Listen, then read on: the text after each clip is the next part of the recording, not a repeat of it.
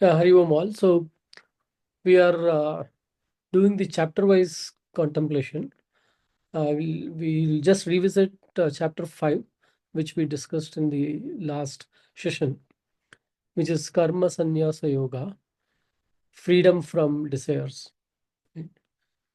So just to read what we have here, truth can be realized only with the guidance of a Sadguru, who is realized and who can teach. And what comes must go. No clamoring for fruits of action. Nature is doer, which leads to freedom from action. It's like everything is happening and it's not because of me. Right? That frees me from the action. And no selfish desire leads to freedom from the desires. Straightforward. And mind free from fruits of action and desires alone can merge into Lord. That is the Chitta Shuddhi. Any questions?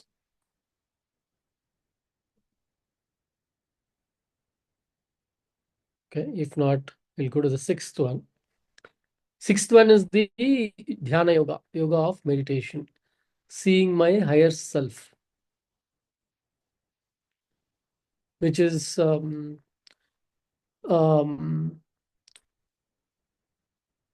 the Jiva is the one who has not realized is always outbound, is always looking out and experiencing with the senses, eyes, ears, right? So which leads to the duality of I am separate from the world, and I am this finite limited being. Now here we are talking about there is a higher self and seeing my higher self through dhyana. Yeah. So um, any thoughts? Anyone wants to share on dhyana yoga? Sarvanji, based on our today morning's discussion, Ah, I think it may be valuable to frame questions as to what is meditation and what is the purpose of meditation. yeah. I can So I can add a slide in between. yeah. And So Ishaji and Siaji, we in our morning session we discussed in detail about meditation and what is the purpose and how is it done and what is the like goal, all those things. If can you share your view of what is meditation and any experience with meditation? Sarvanji, if you go to the next slide, Mhm. can you escape? Yeah, where is it? This one. Yeah. Yeah. Um, Or is there any other questions that you would like to add, Sarvanji and Shubhaji? what is the purpose of meditation? And yeah, yeah. In the meantime, Siaji or Ishaji, one of you can start. Vijayji, you can add one more, like any experience with the meditation. What are your experiences with meditation? Is it? If you have, yes.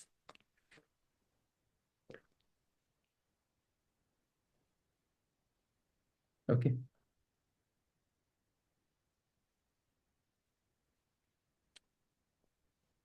Do you think meditation is even important? Okay. Is Ishaji, more questions are coming up.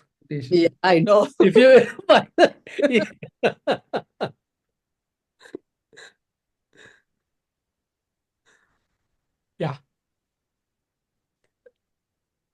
Siaji, if you are ready, you can also answer.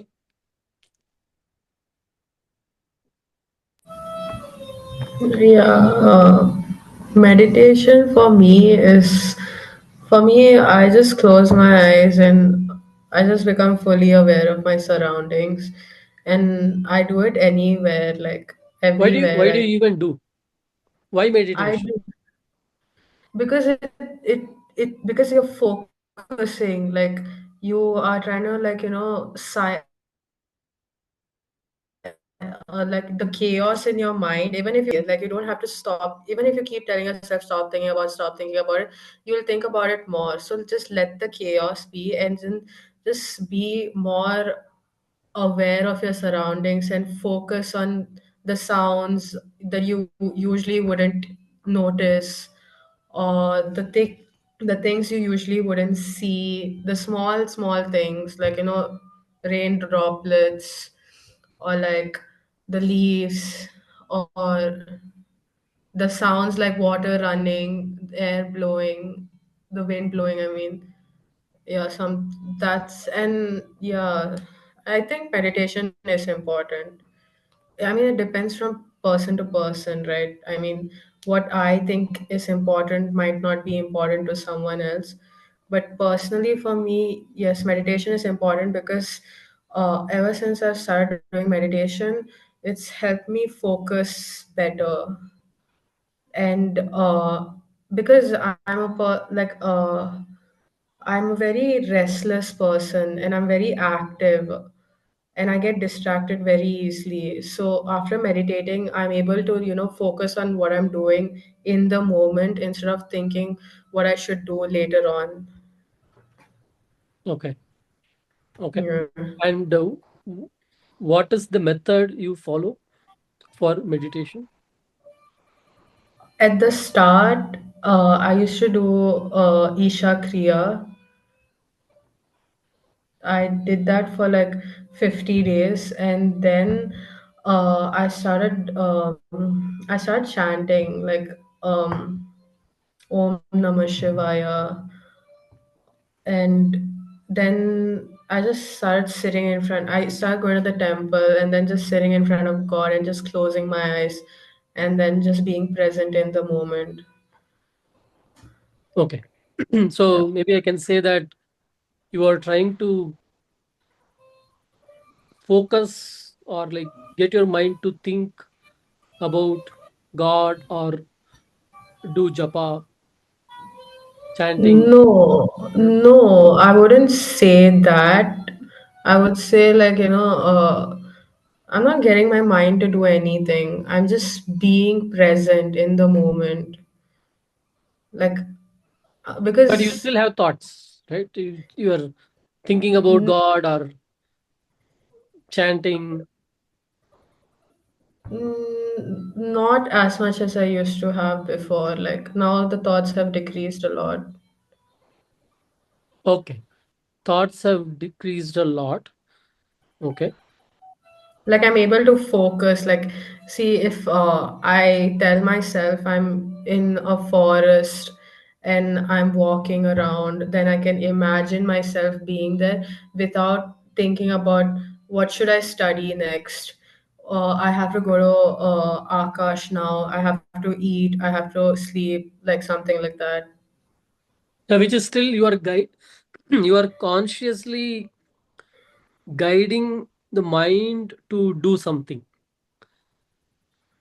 You are being like conscious at that time, right? Hmm. And like to even say all these things, that means like you are prepared that you know what, I'm going to close my eyes and like I'm going to say this or like do this. Yeah, but even if the thoughts come, I just let it be. Like Hmm. it's coming. Like let the thoughts are just, the Hmm. thoughts. So let them be. Because you have prepared yourself that the next few minutes I'm going to sit quietly or and whatever comes I'm just going to not entertain at for that time. Yeah.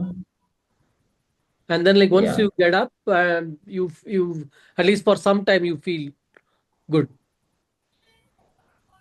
No, I feel good the whole day. the whole day. Okay. Yeah. Okay. Okay. It's because I choose to feel happy. If I'm Mhm. choosing that, if I make that my reality, then I will be happy.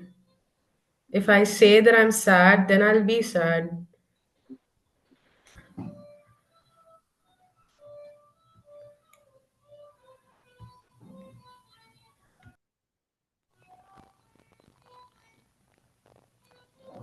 Sorry.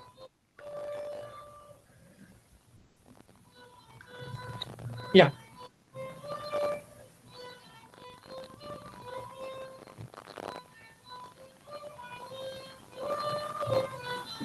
Okay. So I would say uh,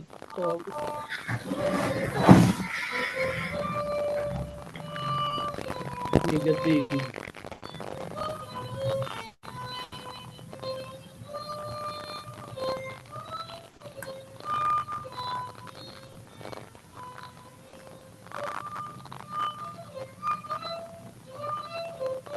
Sarvanji, your screen is not visible, and also I had to switch. Yeah, back. So I would say that the purpose is to uh, pre prepare your mind to do your actions better, right? You are involved in the karma, in the actions throughout the day. You are you are using this meditation as a tool to do it better. No, no, no. There's no purpose of meditation for me. Like, how to say, like, I meditate because it's become because, like, how to say, it's become how we sleep, like, how we sleep, like a daily routine. Meditation has become like that for me. So I wouldn't say that, like, it's another thing that I do every day. Okay, okay. So it has become a regular practice for you. Okay, Yeah. okay. Um, there is some noise coming. Is it from my system or no, I believe it is coming from CIG's side. CIG side? Okay, okay. Okay, sorry, I'll mute myself. No, is it because of your audio? No, You're it's my mom is playing her violin. no, not that, not that. That is okay. That is That's okay. a beautiful sound.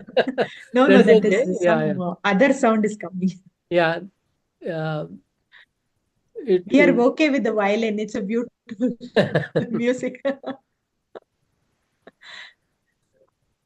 okay. So yeah, coming back to okay, maybe we will hear from Isha ji as well. Then we will go. Isha ji, are you there? Yes, Sarananji. Okay. I uh, I have this deja vu. I feel we have discussed this before. This meditation part, I don't know if we have discussed, but yeah, for me, like I for me, meditation is any time of the day. I need not close my eye and sit in one corner. It's whatever you're doing, just stop doing. That itself is meditation for me. In case I'm talking, I'm listening, or I'm processing something, I'll just take a break for some time. In case you're talking to me and I'm looking at you, I'm actually not looking at you, neither I'm hearing you. So, that blank feeling which I intentionally create for myself. Mm-hmm. Now and then I feel that is meditation. I need not sit with closed eye, taking a time out in a day as such, personally. Okay. It works for me. And what is the purpose? Why do you do it? Just so that I'll get clarity of whatever I'm doing better. Okay. Yes, Okay. going and answering of one question what you asked me. Mm. Sometimes, let them. I think most of the time in this class also, it would have moved away from what I'm thinking. Actually, I'll be somewhere else. Then Mhm. I will stop. I can literally pause my senses. Not to hear, not to see, not to read anything. then I'll come back and, it helps me analyze things, or it helps me understand things in a better way.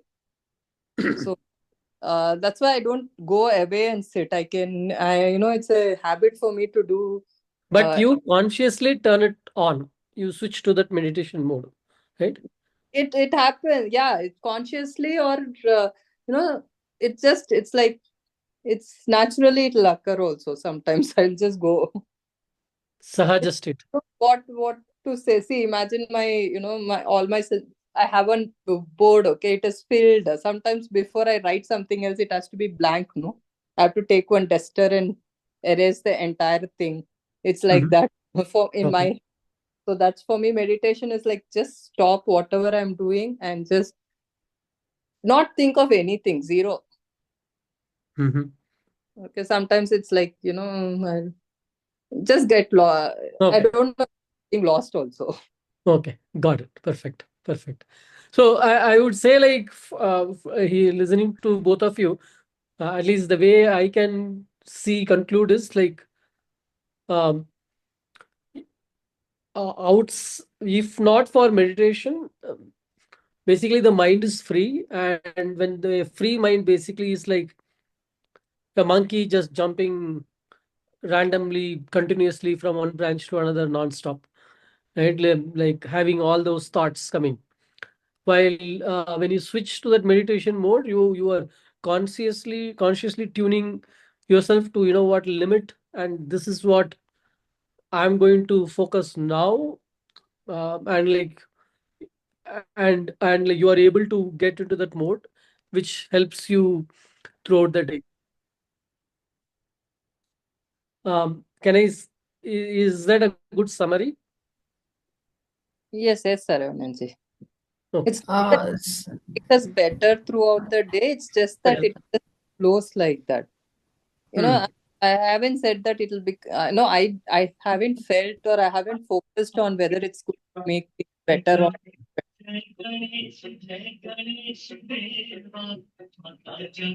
Satish ji? Yeah. Yeah, go ahead. Ishiji. Hariom. Yeah. Hari Om, Satish ji. Satish. Satish ji, we are we are in the sixth chapter, Dhyana Yoga. So we are contemplating on that. And we are just discussing the understanding of Dhyana meditation, um, uh, f- from the seeker's point of view. And maybe you can also give your view after Ishaji. You can take some time Okay. to think about it. Yeah. Yeah. Yeah. Continue, Ishaji. I'm saying, Sarananji, because of what I'm doing, no, I don't follow a process or a time. I have Ah, given a thought whether it's doing anything good or bad, all such thing. I just that is also not okay. But you still want to do it, you do it.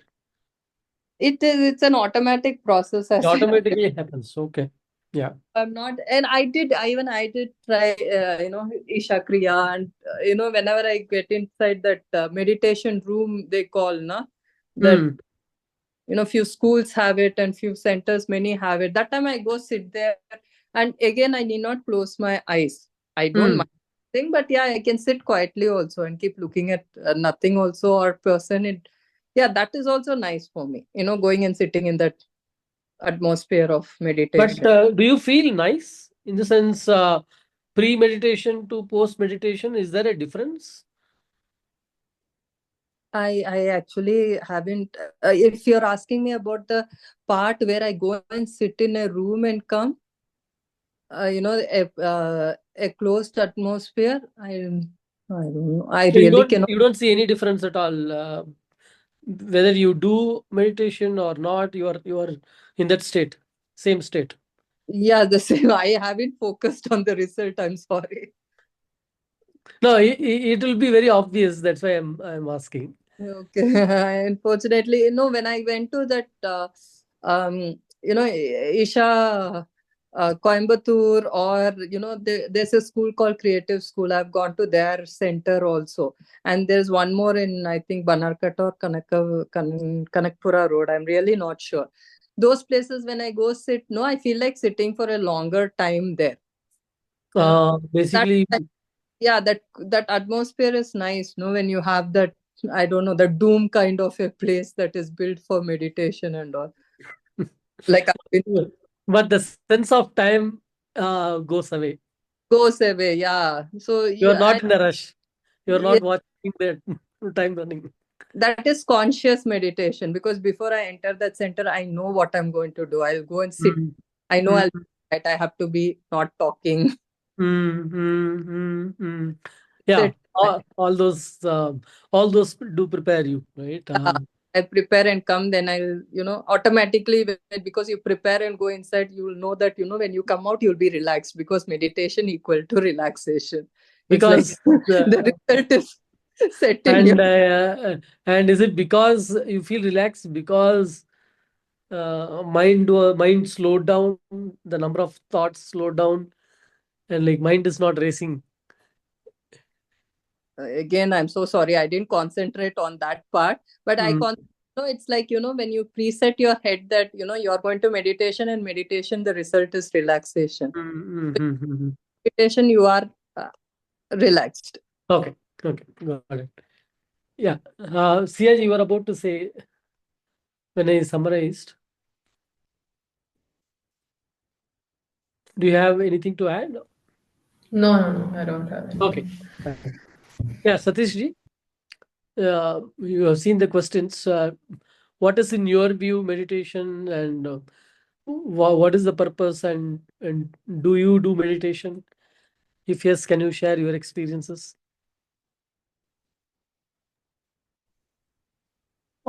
Yes, Arunaj.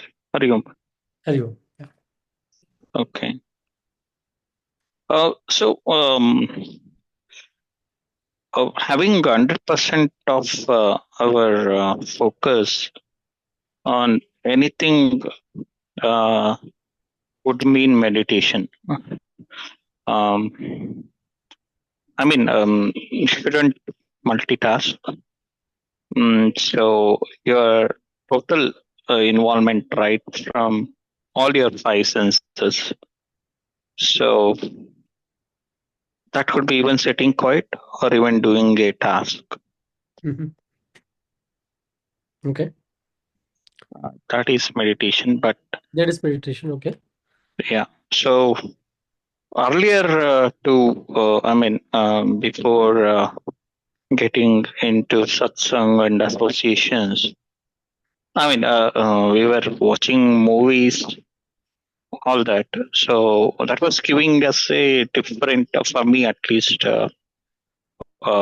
standing on a leg, doing a single leg, all that, whatever we used to see in movies. So you do that meditation, and so there is some favorite god that comes and blesses us with our wishes. Was the understanding uh, earlier to what we have now, this satsang or spiritual journey. That was my understanding. And now? Yeah. Now, that's where giving total totality of you into any task is meditation. Yeah, not just.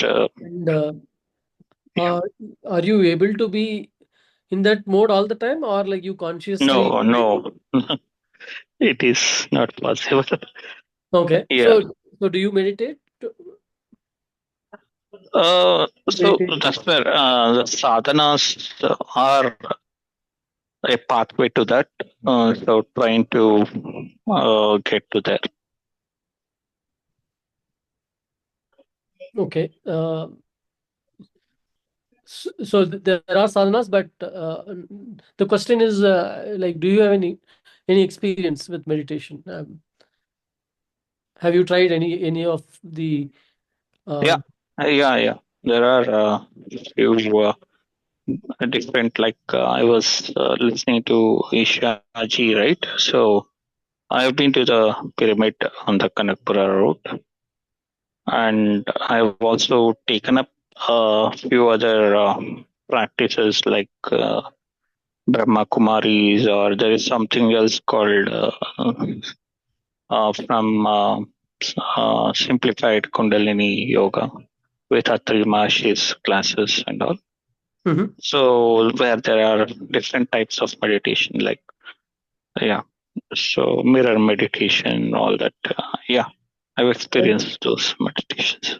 And did that help, or did you feel any different doing those? I think that's what helped me to reach here Okay. to Jnana Yoga. Okay. Otherwise, I would have been somewhere else. I mean, I think those were stepping stones to reach here. Uh-huh. Otherwise, I wouldn't have been here, is what I believe. I mean, even the heartfulness, all those were practiced, but not in a consistent way. Mhm. But I think those laid a path to me to come to here, is what I mean. That was a spiritual, what do you call, shopping? I don't know if I can put that word here. Now that I've come to a sort of a destination and a path, I'm no more looking to any other, pathways to. My journey is like has come to a right, road, I believe now. Mhm. Otherwise, I was crisscrossing on different roads to come to here. Is what I would say. Those had meditations, different types of meditations. So Okay. yeah, Thank you. affirmations, everything. Yeah, Hare Yeah, thanks, Satish, for sharing. Yeah, so I want to share from my side. For me also, I was just curious. People, as I heard about meditation, and but for a long, long time, I never got a clear idea of or clear definition of what meditation is, because I heard different explanations or practices for a long time. All that I knew was like close your eyes and try to sit in Padmasana, or like if not maybe comfortable position. But it was always uh, like taking medicine, right? Set aside everything and like sit for some time. Right. So that's how it was. But um, I guess the be it the age, or the way mind was running in high active mode, it always resisted to sit, right? And so even if I tried something for few weeks, and the mind will do all that's possible to get out of it, and like and make me run again. So that's how it was for a long time. And after going through our Atmajnana, right? So I the the meditation that Prabhuji taught was Vedantic meditation, and he also gave different techniques. But the one that um, struck with me is the Vedantic meditation, which is um, replacing all the other thoughts with this the truth about self, right? And that was more logical to me, and like or maybe due to age or experience running around, it got me to a state where um, I could sit and listen and say, yeah, fine, I will. I think it makes sense, and that's what is helping me today, which is uh, not just sitting at some time, even during the day, and many times just contemplating on the truth, and which basically uh, helps the mind to settle down, which is the ultimate uh, purpose, as I see, for meditation, um, to know the self, which is will happen only when the mind settles down. Like the example which is given is like, in a running river, when there is mud and it is disturbed, you cannot get the clean water, right? And you let the mud settle down, then you can get the clean water, right? So same way, when the mind settles down, um, um, the state is very different, and like, there is a lot more clarity and feeling good at that point. So that's my current view, and what is helping me. Okay, thank you. We go to Shubhaji.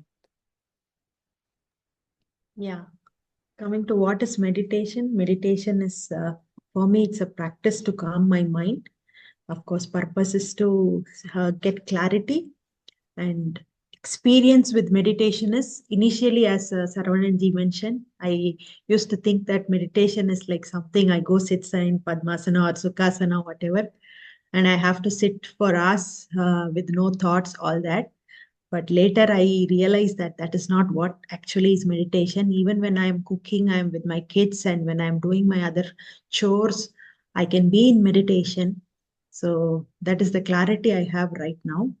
And that is how my experience is with meditation. When it comes to meditation, is it important? Yes, it is important. Every day, every moment, every second is you are in meditation. When you are in that, then you have better clarity, and your life becomes easier. So right now, I'm working towards that uh, state where I always want to be in that state of I am Brahman state, wherein I have no body, mind, intellect uh, concept in me, just that Brahman thought. I'm working towards it. Thank you. Mm.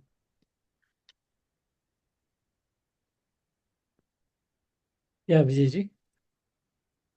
Yeah, thank you. Can I share my screen, Sarvanji? I would like to show that Yes. picture that we discussed in the morning. Yeah. Okay, so first is meditation is essentially, there are many viewpoints that we can have. One of the simplest viewpoint is, so when we examine any of the spiritual truths that is taught in Bhagavad Gita, so Sri Krishna is teaching it from the viewpoint of a realized being. So, for example, when somebody asks you, what is the view from the top of Chamundi Hills? The one who has climbed Chamundi Hills and gone to the top would describe it one way. Now let's assume for the first time I'm trying to climb Chamundi Hills, and I am at the foothill of Chamundi Hills, and I am listening to this description. It may not completely appear to me that this description is correct. Why? Because I'm seeing the same Chamundi Hill from the bottom of the hill. So therefore, whenever we are looking at the spiritual truths, there is a viewpoint of a Ajnani, there's a viewpoint of a sadhaka, there's a viewpoint of a realized being. So three distinct ways by which when we look at the truth or the statement, then we can see the contrast, compare and contrast, and see how it is applicable to me. So therefore, what is meditation for a person who's not yet started any kind of experimentation with meditation, or has, let's assume, no real interest yet in the what is spirituality, what is that I need to realize in my life, what is the purpose of life, why there is seemingly so much of suffering, is it really even possible to stay calm in all situations? When these fundamental questions are not yet shaking a person, such a person is not truly yet actively seeking answers. And such a person may have a good life or may not have a good life in terms of outside appearances. What I mean by that is the situations of life. The situations of life may be good, or situations of life may not be so good. However, depending upon the situations of life, such a person is most likely to have some kind of a up and down attitude towards life. And such a person is who you and I would want to call, or before I entered into the sadhana, I would call myself a ignorant being. I'm ignorant of certain truths of life, and because of that ignorance, I have a certain negative roller coaster, up and down way of functioning in life. It is like when somebody praises, I'm happy. When somebody insults, I'm unhappy. When I gain something, I am jumping. When I lose something, I am all down. So this is usually the,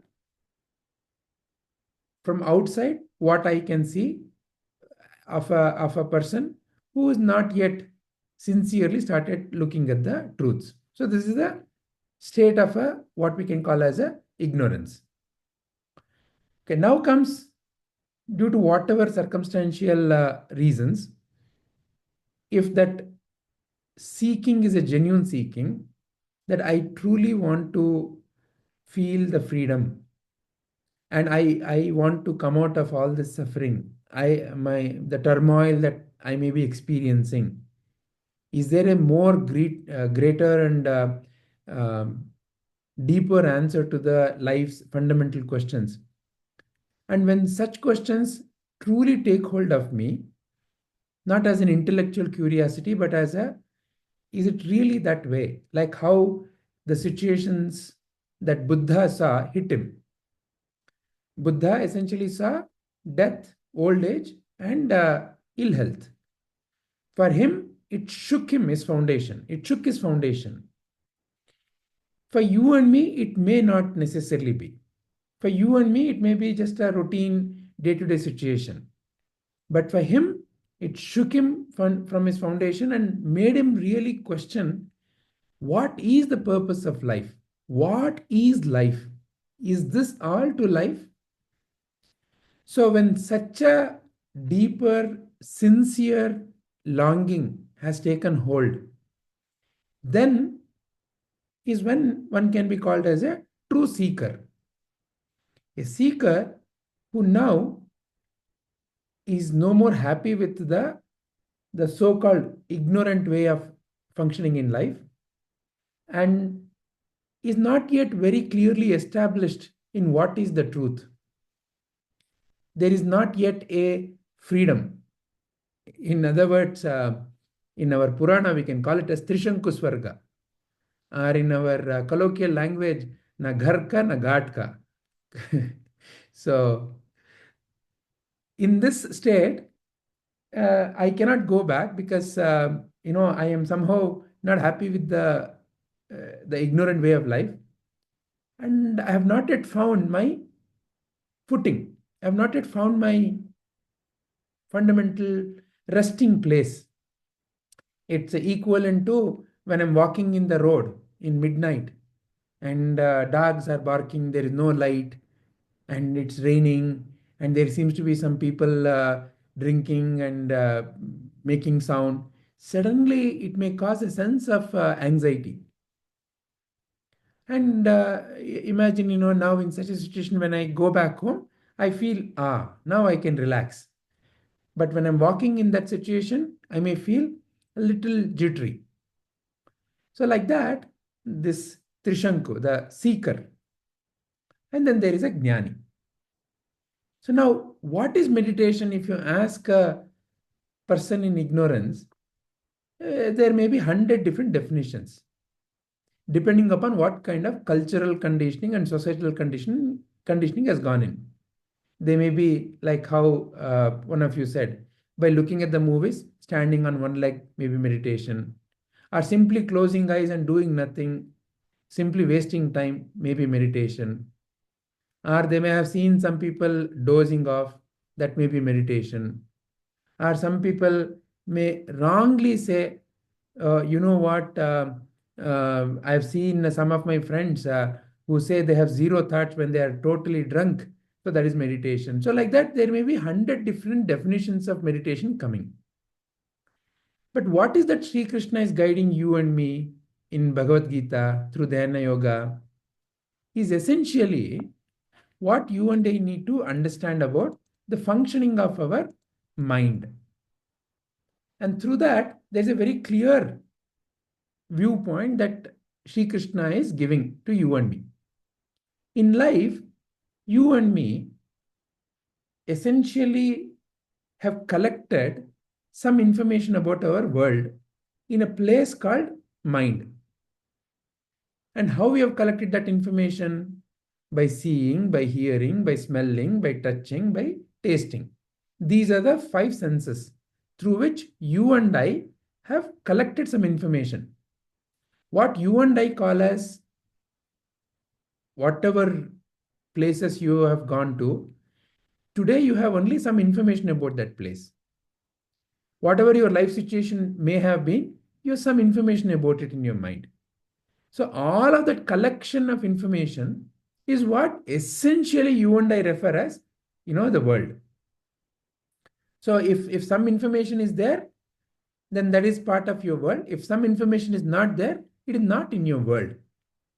So when you and I say, I'm talking about the world is actually not out there, but it's in here, as collection of information in your mind. So this world, whatever you and I are carrying, there are 4 aspects to the mind, the 4 functional aspects to the mind: mana, buddhi, chitta, ahankara.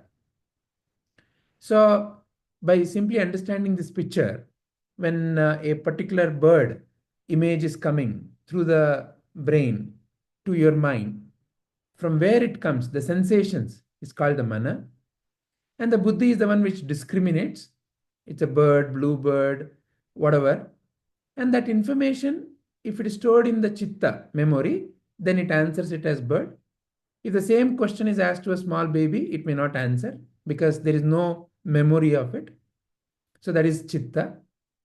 And whether it's my bird or somebody else's bird, me and mine, all of that is the aham. So like that, there are 4 important functional aspects to the mind. So keeping this background in the mind, meditation is fundamentally to help you and I realize that who am I in this picture? Who are you in this picture? What are you in this picture? Are you the eyes? Are you the brain? Are you the mana? Are you the chitta? Are you the buddhi? Are you the ahankara? What are you? Who are you truly in this picture? And that answer Sri Krishna has already pointed at through chapter 2's Sankhya Yoga, because that is a fundamental teaching with which he started. He has already said, Arjuna, you are not what is seen, you are the seer, is one way of answering that. So you are not any of the things that is being seen, but you are the seer. You are that divine Atma Jyoti. What Prabhuji shares with us as Nanu Nanembudu Nanalla, E Deha Mana Buddhi Nanalla, Satchidananda Shiva Nanu Nane.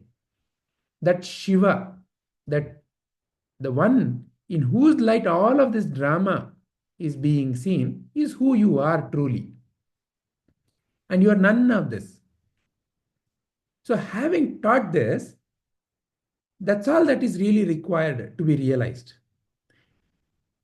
When I realize that I am none of this, that should bring an end to all my suffering in my life.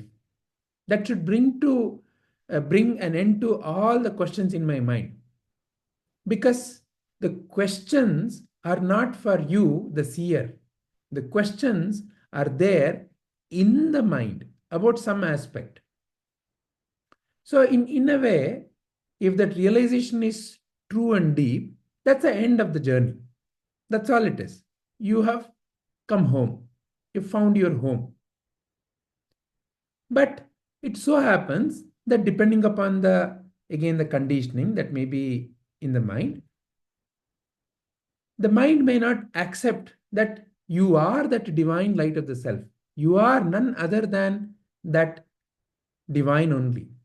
You are that what you are seeking.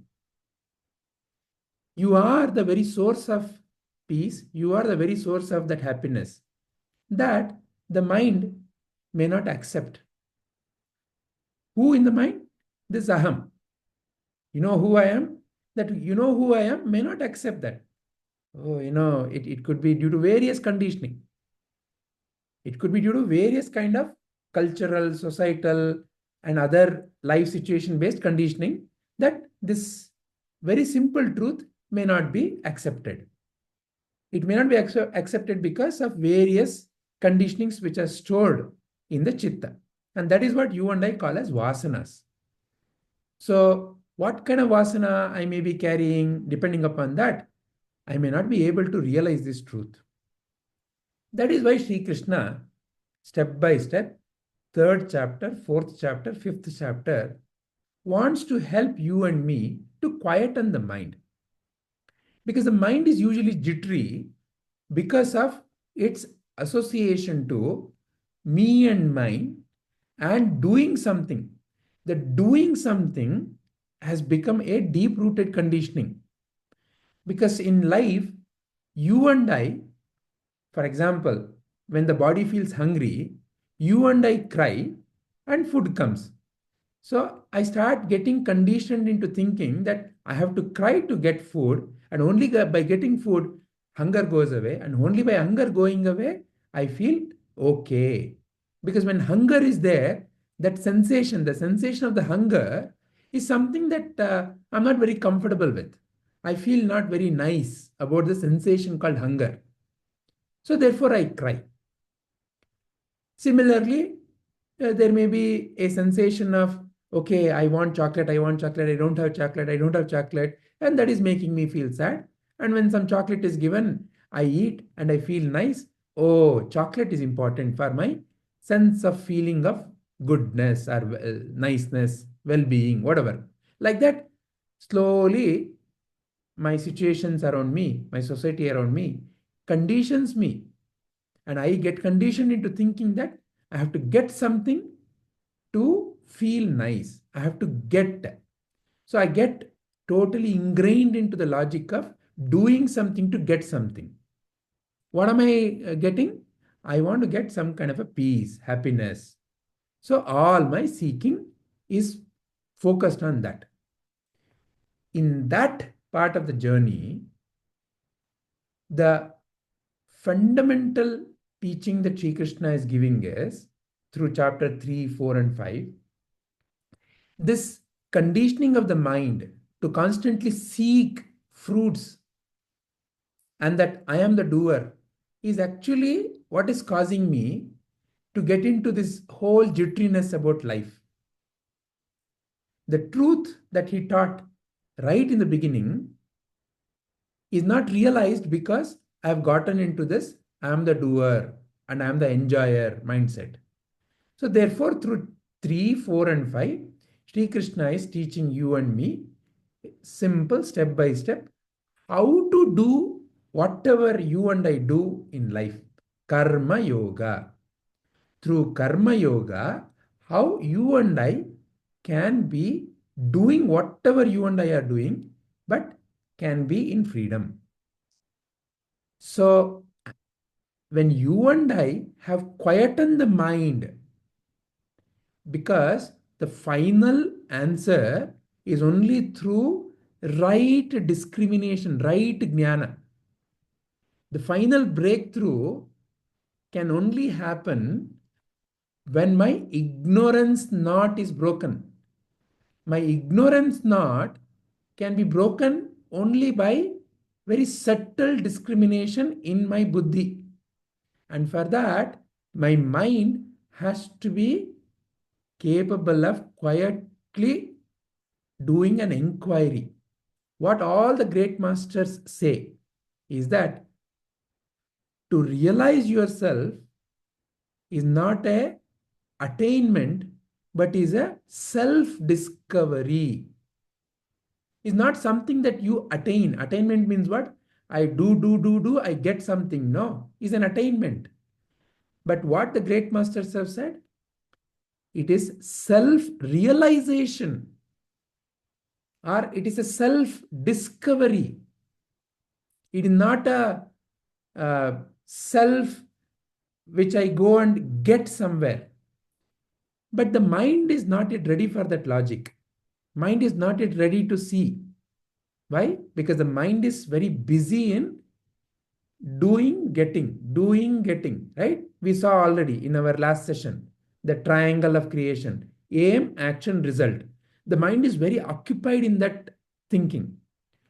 So, through Karma Yoga, that tendency of the mind, what is fundamentally Karma Yoga? I do whatever I do with a sense of offering to the divine in all. Every little step of the whatever the activity that I do. So through that selfless way of action, and also by looking at how it can be beneficial to others, not just me and mine or my family members. So as I get involved in such seva, my mind quietens so that the right discovery through the right inquiry can happen. And that is the context, that is the background for Dhyana Yoga. So Dhyana Yoga is not immediately introduced in Bhagavad Gita. It is after the mind has attained a certain level of tranquility. Then only Dhyana. If you recall, in the very beginning of Dhyana Yoga, Sri Krishna teaches one of the shloka. I just want to see if So he is prepared with the knowledge of self in the second chapter. I yeah, guess from he's this. prepared us with that knowledge, but So also he's he gives us a very clear understanding of what is yeah.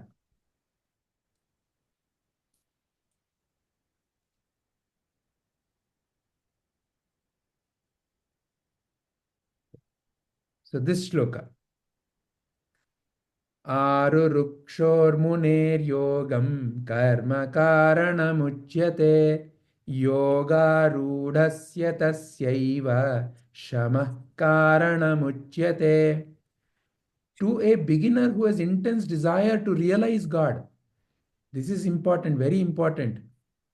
Meaning what? That longing has to be genuine. That longing should have come naturally. Selfless work is said to be the means.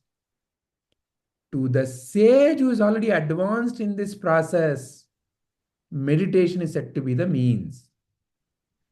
Okay. So the mind has to be ready.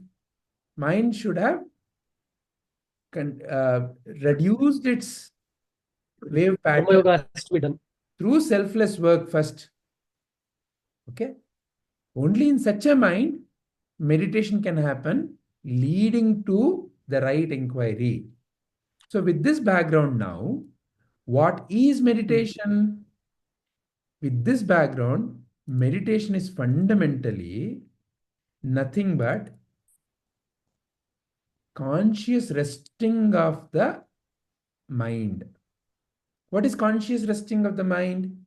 This mind is like a machine that is constantly running, doing. I want. Mind.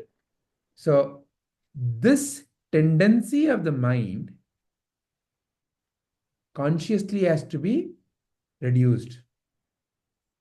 And for that is meditation. Various techniques are there. But fundamentally, meditation is this buddhi is constantly involved in want, don't want, right, wrong, good, bad, or what Shri Krishna has already taught you and me as raga, dvesha. Raga means I want.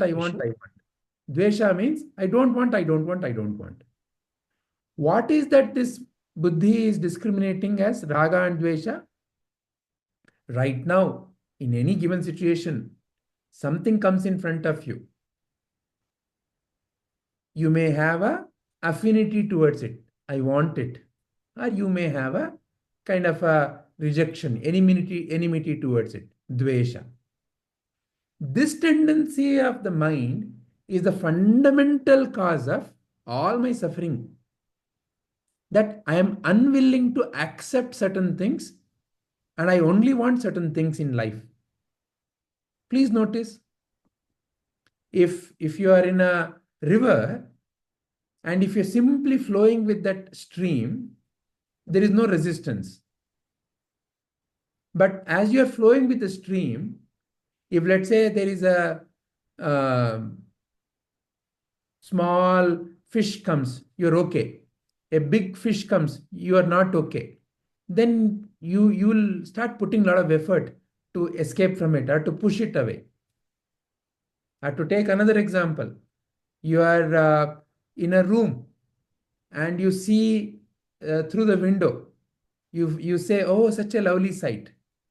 And you turn the other side through the other window. Such a ugly sight. I don't want this. I want this. So, like that, in life, in simple day-to-day situations, this judgment part of the mind fires up. It could be simple food items. I like this, I don't like this. Or it could be with people. I like them, I don't like them. Or it could be with their actions. I like this action, I don't like this action. So this want and don't want, raga dvesha, is the fundamental cause of you and I suffering in life. So what is meditation therefore? For a moment, through whatever mechanism, it could be by looking at a divine form, by making my mind focus on the divine form. I am reducing the tendency of the mind to judge the current moment. So the teaching may be, okay, whenever you're in meditation, whatever thoughts that may come, you simply notice them. Do not get engaged with them. In other words, the tendency of the mind to judge the sensations, that tendency is what you and I need to start reducing. Because that tendency is the fundamental catch for you and me in life. So as I get established in any particular process of meditation, which means what?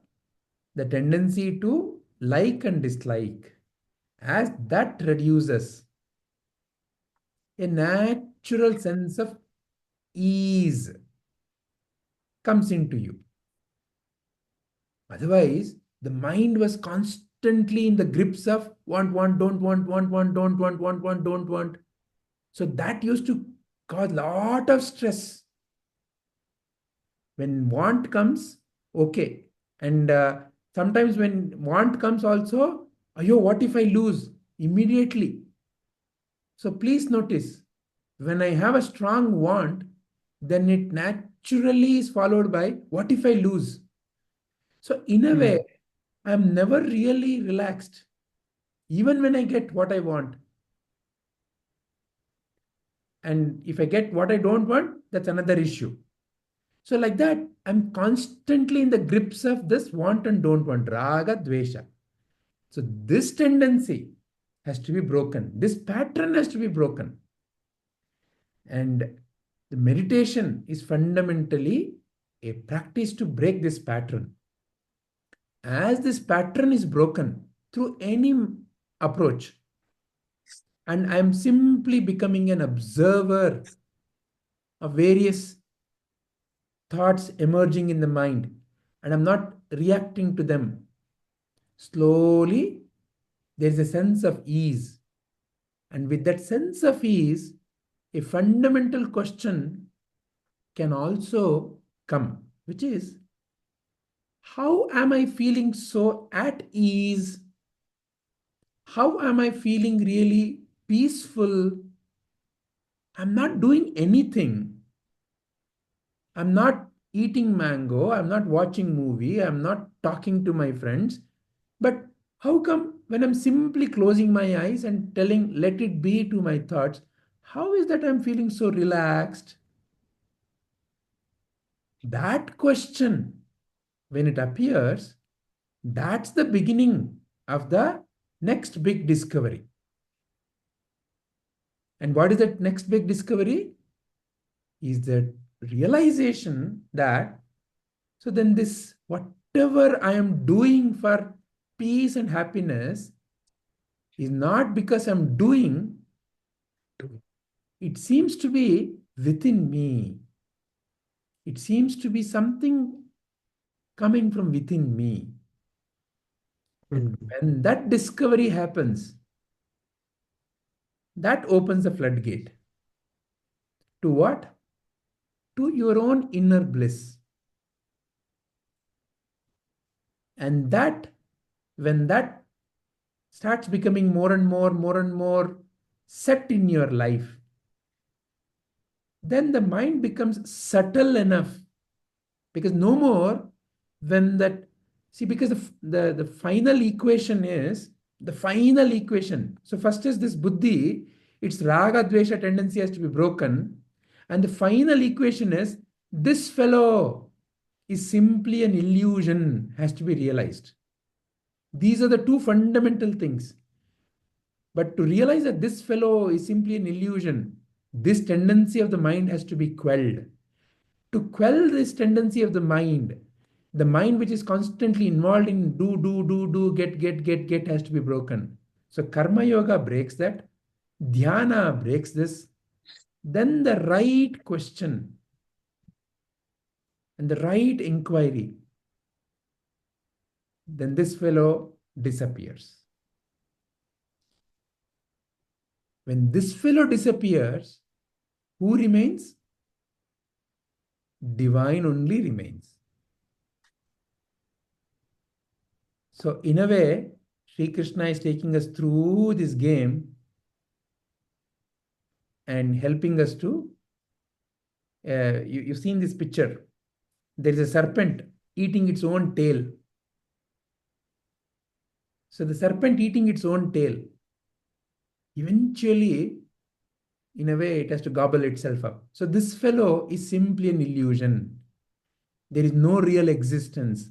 The only one who truly exists is that Brahman, Atman, divine. Nothing else exists. Alone can lead to final, complete peace. So this is how meditation is. So is meditation useful? Absolutely useful. Again, depending upon who is asking the question. To a Ramana Maharshi, is meditation useful? Because Ramana Maharshi is no more there.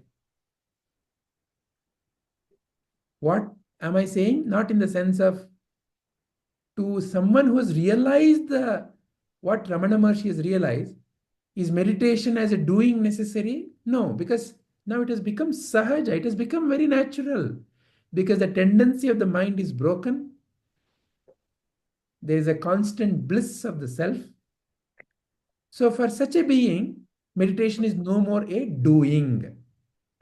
So as long as this being, this fellow is there, meditation is a very good practice.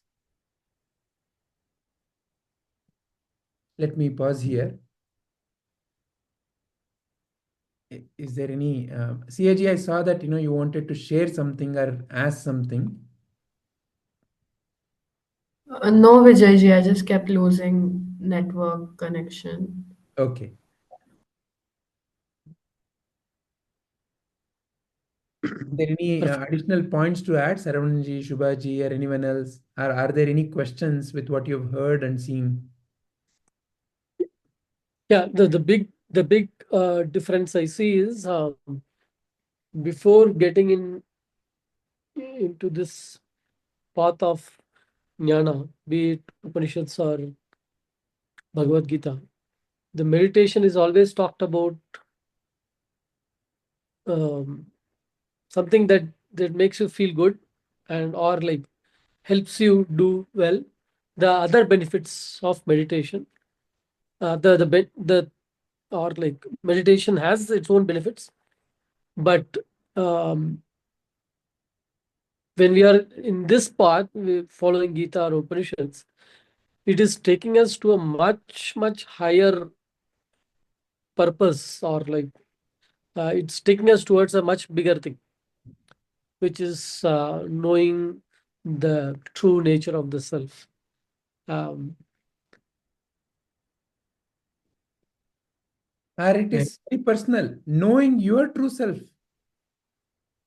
yeah, your true, yeah, my own self. Vijayji, Yes, CAG. yeah, I had a doubt about last week's class. Please The go ahead. Yeah. So, the story about Anthony, Akbar, and Ammar. Ammar is the guy who he's just like, how will I get out of jail?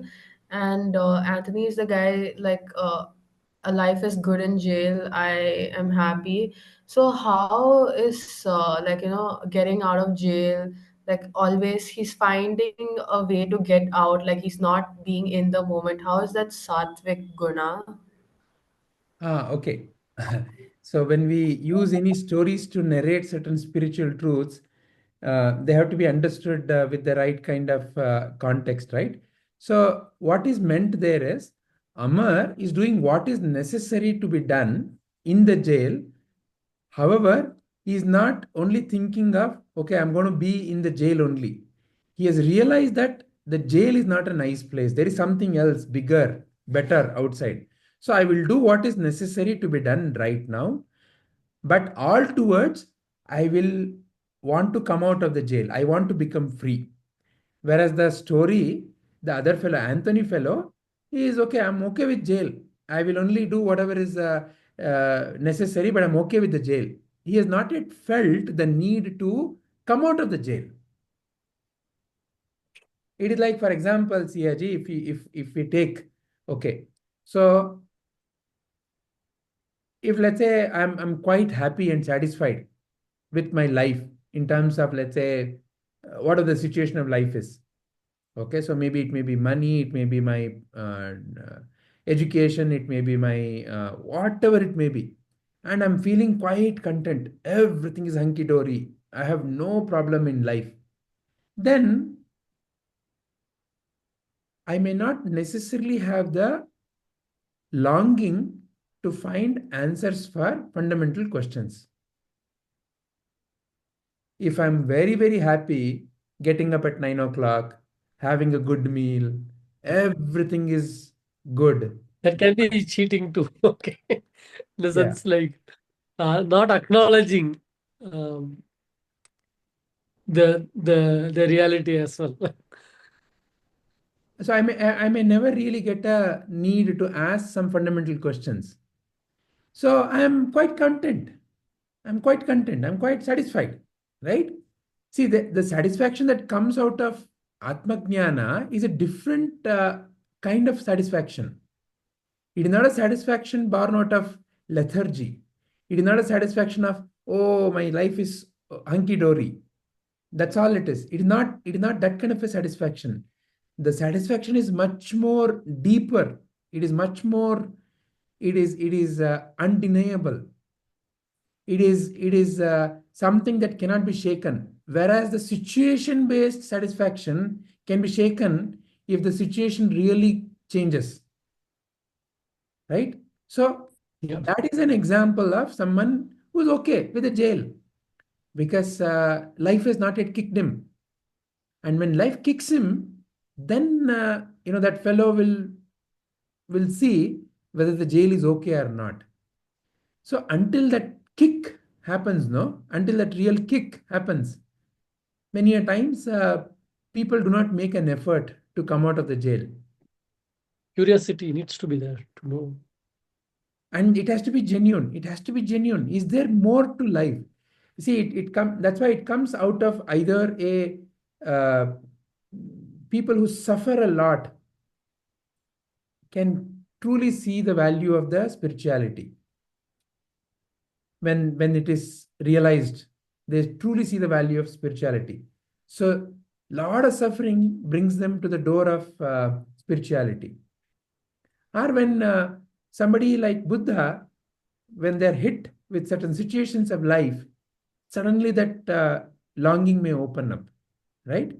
Otherwise, most of the rest are okay, it's hunky dory. I'm okay. It can be like a Yeah, frog in a well. The frog yeah, in a well, let's say the frog says, you know what, this is my world. And not ready to even think that there can be something outside. And even if someone says, no, no, no, I'm happy here. correct. This reminds me actually of the Truman Show movie. It's absolute Upanishad, okay? Huh, Upanishad in Hollywood movie. huh. If you're not seen, I will not tell you. It is exactly tied to Siaji's question. It comes in the climax. Which one? Truman Show, old Okay. movie. Okay. Jim Carrey's movie. Yeah, Yeah. yeah. I remember glimpses of it. Yeah, yeah. So CAG has this broad clarity. Yes, it's brought clarity. Thank you. Yeah. Any other questions? Because it is obvious that the life is otherwise full of limitations, right?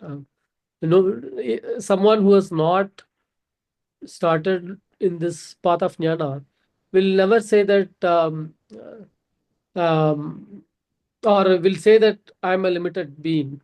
This is me, and like this is world, and the world affects me. And they may say that, yeah, I take it for guarantee, like every it affects everyone. So they may say that there is nothing to question, right? But has it? But it's not going to take that person to that final state of bliss, what everyone is looking for. Because at the end, everything that we do is towards like trying to get that happiness, and we are running all the time. See, that's why Shri Krishna begins this Jnana Vijnana Yoga with this shloka. Manushyanam sahasreshu kaschid yatati siddhaye yatatam api siddhanam kaschinmam veti tattvataha. There are millions of people. Only very few have a longing for deeper questions of life. And among them, very few. How many Vivekanandas, Ramakrishnas, Ramanas, Prabhujis do you find in the world? Very few. Why? Because that seeking is not just an intellectual seeking, it's a true and honest seeking. none of the things that Sri Krishna has taught, he has ever said that it is impossible. But what he has always said is, it requires a certain deeper, truer, longing preparation. And many of us are not able to due to self imposed limitations. Bhagavad Gita, va, one day when I become old. Seva, ayo, I don't have time from my own day to day work. You know how much I have to do. I have to take care of my family, my office. Where is time? Ayo, already. Huh? Or No, no. so, like that, there is never ever enough time. There's never ever enough time. And one day, tuck, without even my realization, I'm at the doorstep of the death. And my tendencies carry me. And I never truly realize the value of life. Because I've lived life. Aya Ram, Khaya Ram, Soya Ram, Gaya Ram.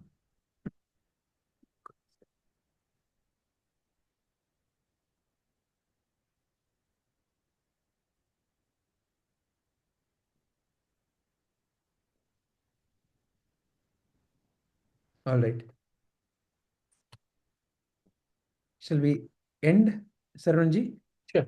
Sure. Hari Om. I remember that what Mumukshutva, right? Ah, The one who finds the truth is the one like who seeks knowledge like uh, the hair has caught fire and he's running towards the river like that you have to run uh, towards the knowledge truth, right? Otherwise we are going to eat sleep, okay, another day.